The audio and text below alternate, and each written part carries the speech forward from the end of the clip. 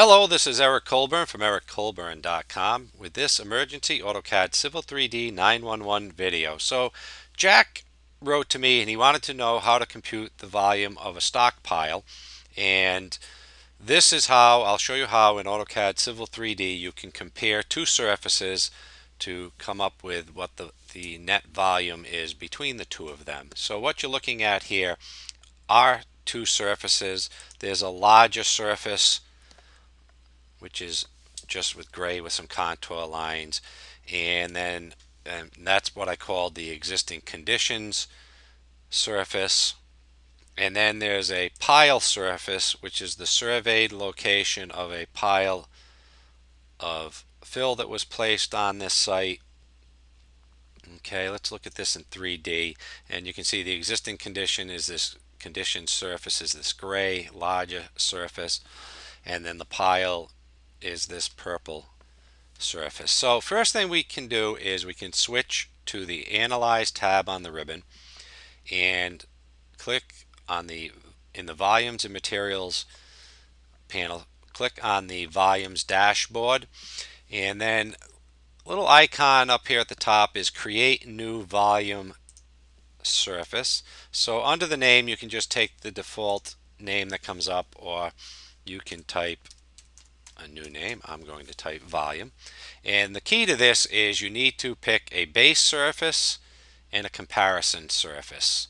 So for the base surface, I'm going to select my existing conditions, which is the larger surface in the drawing, larger by area.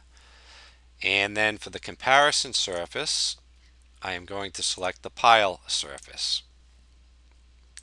Okay, so we've selected those, and AutoCAD Civil 3D has gone ahead and done the volume calculation. So what you can see here is that the the adjusted cut is 2.66 cubic yards, and I tried to keep this whole volume pile surface above the original surface, but there's probably a little bit where the existing conditions extends up into the, well, not there definitely is a little bit that extends up into the pile surface. And then we have the adjusted fill, which is all that area above the existing conditions. And then what you have is a net adjusted fill, with my units is cubic yards, is, what is that, 139,023.21 cubic yards of net adjusted fill. Okay, so very easy to compare two surfaces to determine cuts and fills and the total net adjusted volume. The other thing I just wanted to point out to you is you can go to the Prospector tab in the tool space, expand surfaces, and that new volume you created, that new surface you created, I called it volume, is there, and you can edit the surface properties.